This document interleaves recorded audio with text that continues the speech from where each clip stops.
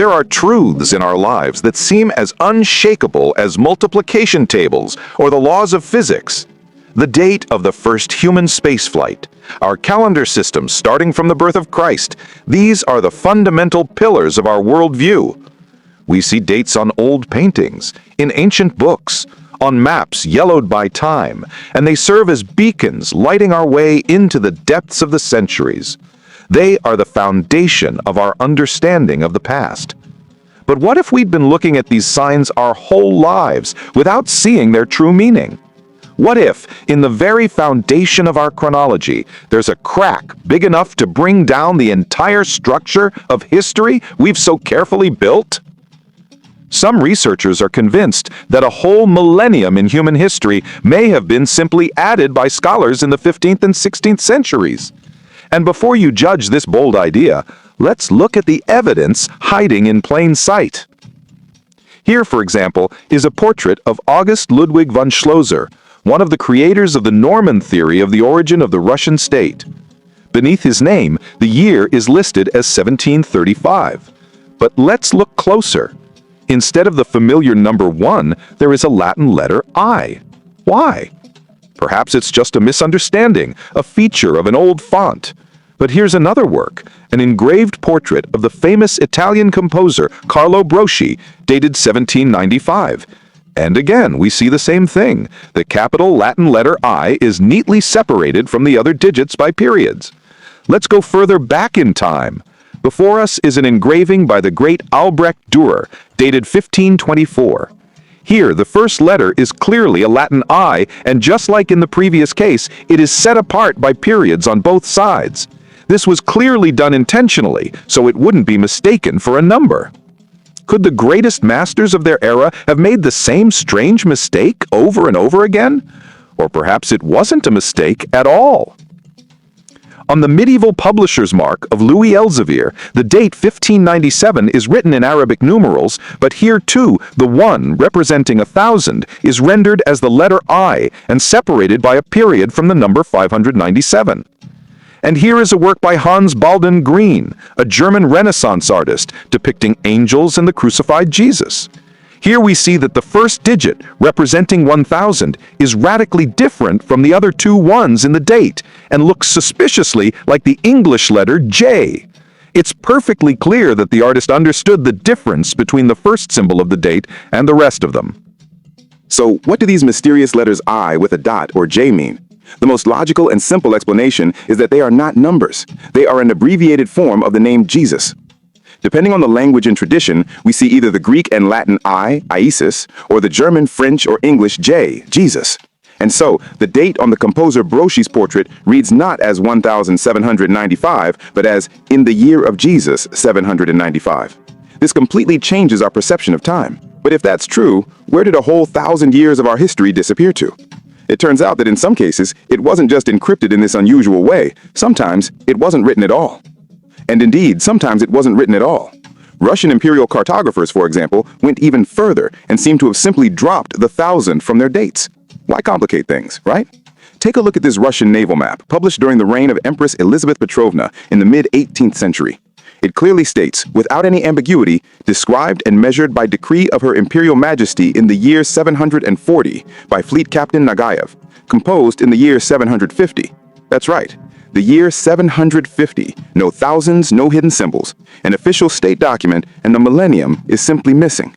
Think this is just a Russian peculiarity? Let's travel to the heart of Europe. Here is a medieval German coat of arms from West Saxony. The dates on it are also written without the first digit. Thus, we read the years 519 and 527 from the birth of Christ. At this point, one might dismiss it. Well, people often make mistakes, they abbreviate, they get lazy. But now we have to argue with an entire nation, the Italians of the Middle Ages and the Renaissance. They named their centuries as if the 1,000 never existed in the date. Just as we now refer to the early years of the 21st century as the 2000s, Italians of the 14th century, that is, those living in the 1400s, called their time simply Quattrocento, which literally means 400s. What thousand? Never heard of it. And this happened with every century. This interesting tradition began with the 1200s, which they called Duecento, that is, the 200s. An entire culture, the cradle of the Renaissance, operated for centuries in daily life and in art with dates from which the first 1,000 years were simply absent. These numerous examples from Russia, Germany, Italy form a single unsettling picture. This no longer looks like random errors or the quirks of individual scribes and engravers. It looks like a system. It seems that up to a certain point in history, people either didn't know about the existence of an extra 1,000 years in the calendar or deliberately omitted it as unnecessary. And this brings up the main question. If so, when did this 1,000 years appear? When and who decided to add it to our calendar, lengthening history by a huge margin? Let's try to find this starting point. Let's try to find the moment when the familiar full 4-digit dates began to appear in documents and on paintings. This search inevitably leads us to a mysterious temporal wall, an invisible boundary that seems almost impossible to look beyond. This search leads us to a clear and tangible boundary, the 15th century. It is here, as if at the flick of an invisible switch, that the dates from the birth of Christ that we are used to seeing begin to appear en masse in European culture. This is a real point of no return. Take, for example, the work of the early Netherlandish painter Jan van Eyck, one of the pillars of the Northern Renaissance. On his famous Arnolfini portrait, if you look closely, you can make out the date the painting was created. On another of his masterpieces, Man in a Red Turban, the date is carved directly onto the frame. The year 1400 is indicated in Roman numerals, and the number 33 in Arabic numerals. On the painting Madonna and Child, we see the inscription 1429. These dates are beyond doubt. They are an integral part of the artworks themselves. And this is not an isolated case. From the 15th century onward, dating becomes the norm. But what came before? What do we find if we take just one step back into the 14th century? And here we hit a brick wall. A great emptiness begins. Try to find original author-signed dates on documents, paintings, or maps from the 13th, 12th, or 11th centuries. It's a nearly impossible task. We find many works that historians attribute to these centuries. For example, here is an old map that scholars date to 1350. And here is another, believed to have been created around the mid-14th century. But why? There are no indications of the year of their creation on the artifacts themselves. For some reason, medieval masters didn't bother to sign their work with a date. The same is true for paintings and texts. We can search for hours, but we can hardly find any original records of creation dates on documents before the 15th century. They are either missing or have been carefully cut out or erased. Mainstream science offers us several explanations. First, God-fearing Christians did not like to advertise their names and dates, considering it a manifestation of pride. But wait, not signing your name is one thing, but what does the date have to do with it? A date records an event in time. It doesn't glorify the author. The second explanation, in the Middle Ages, writing materials like expensive parchment were often saved, and old records were simply erased to write new ones. But again, a question arises. Why were the dates destroyed with such persistence? And why did this practice completely stop in the 15th century? Perhaps they will tell us that people of that time were not so concerned with precise chronology. But is it believable that for centuries, no ruler, chronicler, scholar, or merchant was interested in when exactly an important treaty was signed, a chronicle was written, or a work of art was created? This contradicts the very logic of civilization's development. This dark timelessness, this strange void, suggests that it's not about the modesty of masters or saving parchment.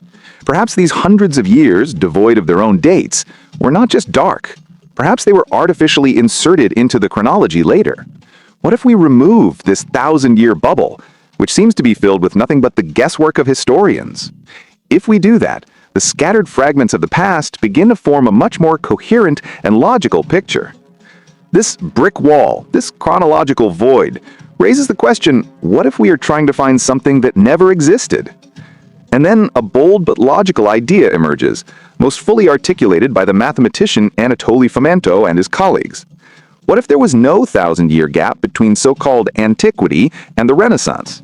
What if the great events of ancient Rome, ancient Greece, and the European Middle Ages happened much closer to each other in time, and perhaps were even part of the same historical era that was later artificially divided and stretched out on the calendar?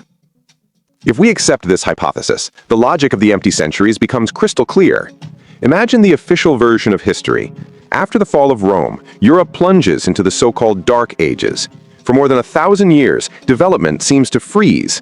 One gets the distinct impression that all this time, Europe, and Russia too, did nothing but create from the same template, producing almost no new genres.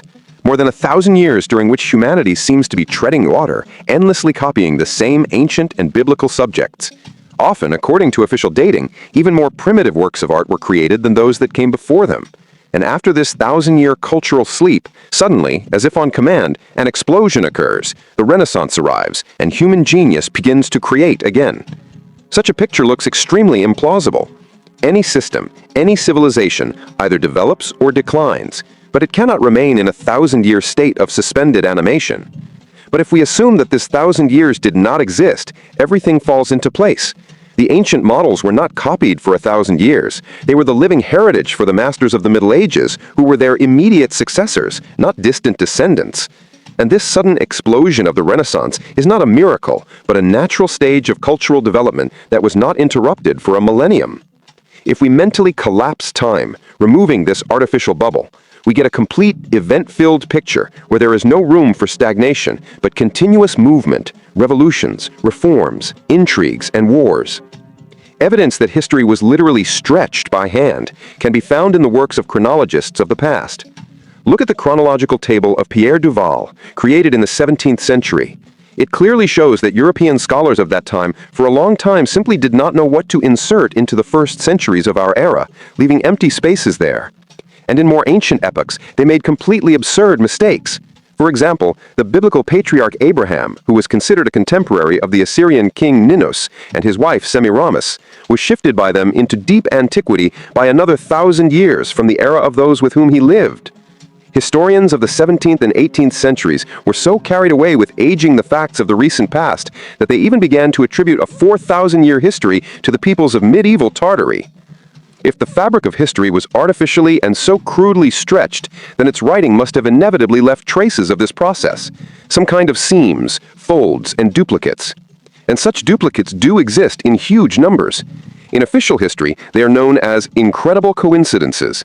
But what if they are not coincidences at all? And indeed, if the fabric of history was artificially stretched, then these seams and duplicates appear before us in all their glory. In official chronology, they are called amazing coincidences, but on closer inspection, they look more like glitches in the matrix, like proof that the past was copied and pasted into different eras. Let's consider one of the most striking and relatively recent examples, the story of the two Napoleons, the first and the third. Their biographies look like a historical echo, like two lives lived according to the same script, with a difference of exactly 50 years. Both were artillery officers. Both came to power in France as a result of coup d'etat. Both suppressed uprisings, including in Ireland.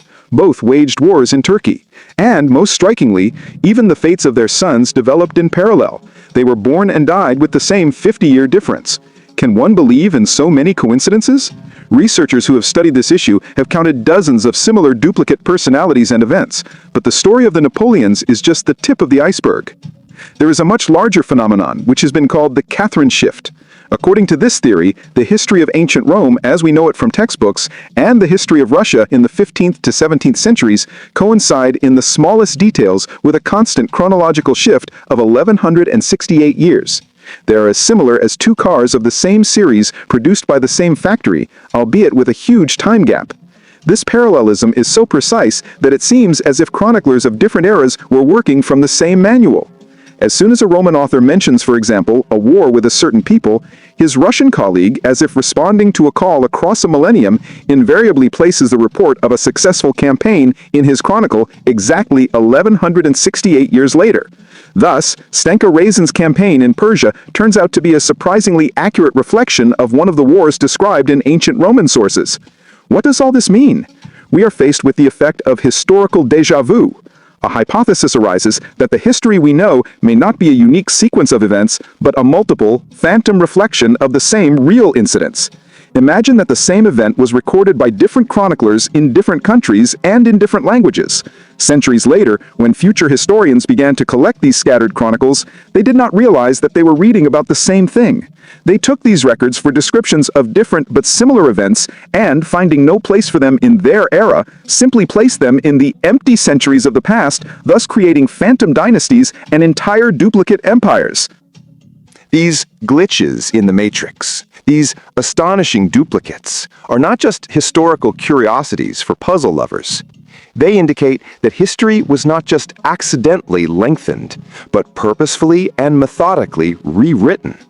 And if that is the case, the main question remains, perhaps the most important question for understanding our past and present. Who had the power, the resources, and most importantly, the motive to carry out such a grandiose falsification? Why would anyone need to create this extra 1,000 years? Let's pause for a moment and look at the path we've traveled. Our investigation began with a single strange detail: the Latin letter I on old engravings disguised as a number. This led us to documents where an entire millennium was simply missing, as if it never existed. We saw how an entire nation during the Renaissance spoke of its time by subtracting 1,000 years. We hit a brick wall at the 15th century, beyond which almost all author-signed dates disappear. And finally, we encountered shocking glitches in the matrix, historical duplicates, and entire phantom empires that make us doubt the linearity and uniqueness of historical events. All this evidence, taken together, paints a picture that is strikingly different from the one in the textbooks. We have gathered enough evidence to at least doubt the official version. So who benefited from creating an ancient history? Who won the grand prize from this great deception? The answer should be sought where power is concentrated. Imagine Europe in the 15th and 16th centuries. This was a time of forming strong, centralized states, a time when young monarchies desperately needed legitimacy. What could be better proof of the right to the throne than an ancient lineage? By creating and extending history, one could prove that the ruling dynasty descended from the great emperors of antiquity or legendary heroes of the past. Such fabricated antiquity gave power a sacred, almost divine status, making it indisputable in the eyes of the subjects. And who had the necessary resources for this? Who controlled the creation and copying of texts? Who held the keys to education and knowledge? The answer is obvious: the Church.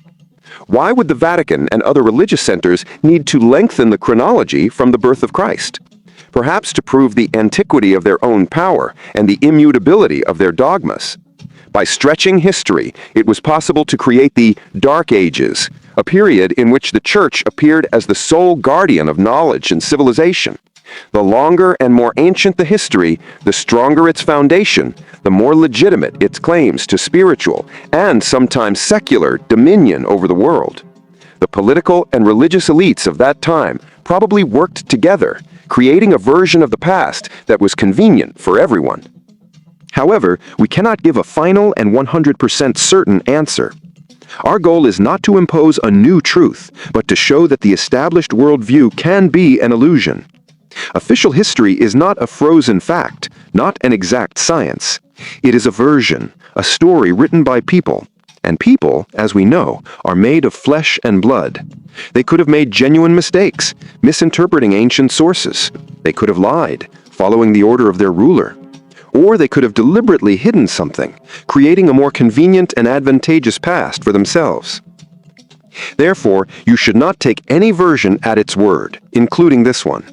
The main conclusion from our investigation is a call to think critically. Ask questions, compare facts, look for inconsistencies, and do not be afraid to doubt what seems obvious. The past is not a closed book that just needs to be read. It is a vast field for research, full of secrets and mysteries. And it is quite possible that the biggest secret in human history is still waiting for its moment, and for someone who dares to look beyond the official page.